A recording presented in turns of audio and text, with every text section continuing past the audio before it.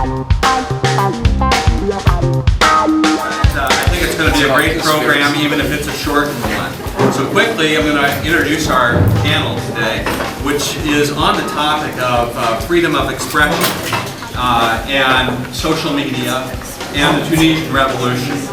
And as we've seen in the events of this week, both in classrooms and even in the streets, it's been a very active week for the subject of freedom of expression. It sometimes tests limits on how far freedom of expression can go.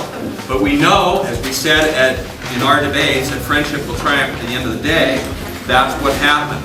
And we hope that as a result of those debates, this is going to grow. This activity is going to grow, and already we've seen some start to that process. I was really excited to see the cultural debates in Tunisia. I saw that in the US, I saw that in the country direct with Mr. Sharif actually for a long time, and a bunch of other guys, that this kind of activities can happen in Tunisia, and now it's a reality. So thank you all for doing what you do, and please keep doing it. Freedom is a very it's cause ambiguity, because it is unlimited, it is an ideology, right? But people have to know that for freedom, you have to be mature to go with freedom.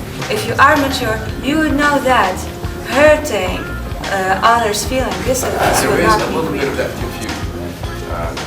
And I think a lot of it has to do with the fact that there needs to be an independence between journalism and government. We have the Tunisian government that is sponsoring and owning and paying the salaries of a lot of the same journalists that we are criticizing. We don't really have a media culture, and I mean the media, just like all Tunisians, was surprised with this amount of freedom, and they're testing where the Freedom of limits are. expression in the Western world.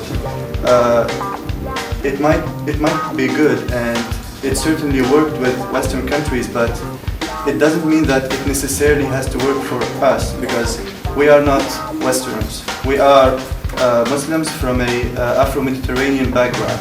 So we should focus more on the fact that we are Tunisians, and we should make a bigger effort trying to find our own notion of freedom of expression. How did you go about creating that program, and how do you guys fund it? How do you guys, I mean, could it be a model for something to start in other areas in Tunisia? I said to students beforehand, everybody is a blogger, there's Tredway. We have like to wait the solution. We have like to wait for the new generation of journalists to came, or we have to change the way of thinking and the way of reporting. That we don't have to wait for the new generation, but the new generation is not that far out, because a lot of you can be journalists. I'm not a professional trained journalist, but I consider myself as one who delivers good, neutral news. If it's difficult for Tunisians to trust media that's supported by the Tunisian government, can we support media that's in any way supported by foreign governments? Does that take away their credibility at all? So that's what I was talking about. I'm talking about the private sector, because we don't have a really big private sector in Tunisia, but privatizing education in part will spark competition and will spark initiatives on the part of the public. No, not as a private sector. The education of journalism. The new journalists will be corrupted somehow. Why?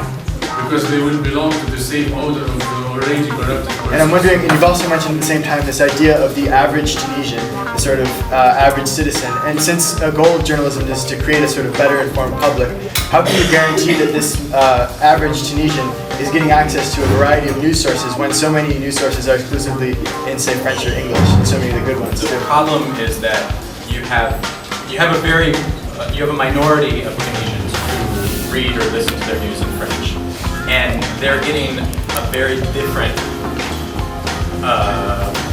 perspective, I think, than the average Tunisian gets. I think that's where the average Tunisian comes into it, is that if you listen to RTCI, for example, the French radio station here, you're going to probably hear, at least in my perspective is any gauge, probably 90% of the conversations are about secularism or something like that, which is not necessarily at all what the proper proportion that you would see in an average Arabic newspaper or other program. So tremendous amount in your life to serve your country overseas.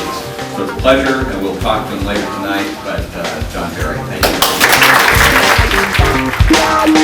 you.